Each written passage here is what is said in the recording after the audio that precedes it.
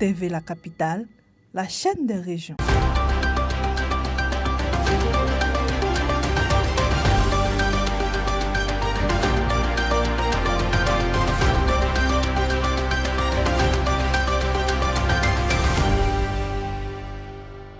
Le ministre Kofi Nguesson a signé un accord cadre de 2 ans avec Côte d'Ivoire Terminal pour renforcer le système éducatif ivoirien. Le partenariat porte sur 5 piliers: réhabilitation et construction d'infrastructures scolaires, dotation en équipement pédagogique, soutien aux activités culturelles et sportives, mécénat des clubs scolaires et promotion de l'excellence. Le DG de CIT, Cohen de Becker, a souligné que cet engagement s'inscrit dans la responsabilité sociétale de l'entreprise pour moderniser les infrastructures et soutenir la jeunesse. Une mission de supervision des centres régionaux d'appui de la société civile s'est déroulée du 11 au 13 avril 2025 à Korogo dans le cadre du projet PAPSI mené par Servetidunk avec le CERAB, Social Justice et l'appui de l'UE. L'objectif est d'améliorer la gouvernance internationale des OSC en corrigeant les insuffisances constatées. Qualité des documents, retard dans l'observation citoyenne démocratique, lourdeur administrative et faiblesse de communication. Un accompagnement technique, du coaching et un suivi rapproché sont prévus pour renforcer la crédibilité et le rôle stratégique dans les politiques publiques et le développement. Les femmes de l'Association des organisations féminines de CINFRA ont été sensibilisées aux mécanismes de promotion et de défense de leurs droits lors de la 49e Journée internationale des droits de la femme. Dr Yao Kwaku Albert a présenté les réformes législatives, les structures étatiques comme l'ONEC et les instruments internationaux ratifiés par la Côte d'Ivoire.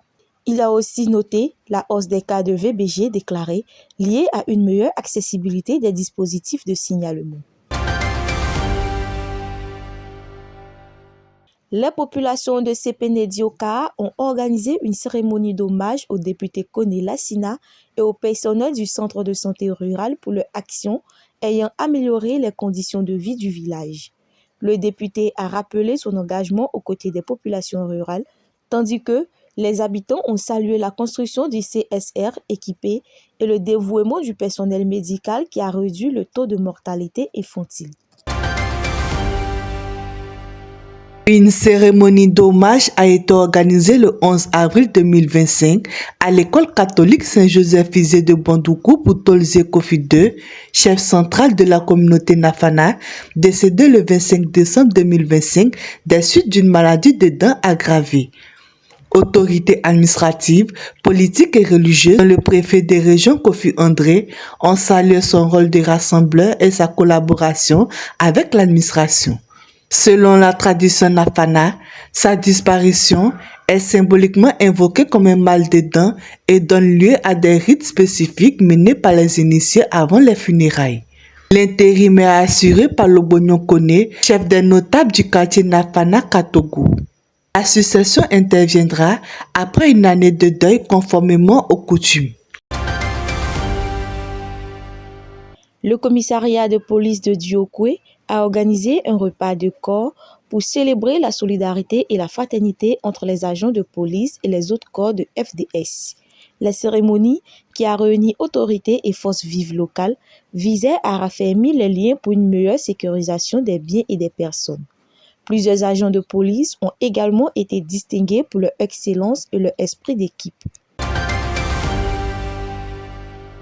À Daloa, le ministre Mamadou Touré a annoncé la généralisation du parcours citoyen lors de la sortie des 450 bénéficiaires du Centre du service civique. Ce programme d'éducation civique, destiné aux élèves du secondaire pendant les congés, et propose un encadrement civilo-militaire axé sur la discipline, le civisme et le leadership. Créé pour lutter contre l'incivisme scolaire comme les congés anticipés, il vise à ce qu'un élève ne termine pas sa scolarité sans passer par un centre de service civique. Déjà 2800 élèves ont bénéficié pour devenir des ambassadeurs du civisme dans leurs établissements et leurs communautés.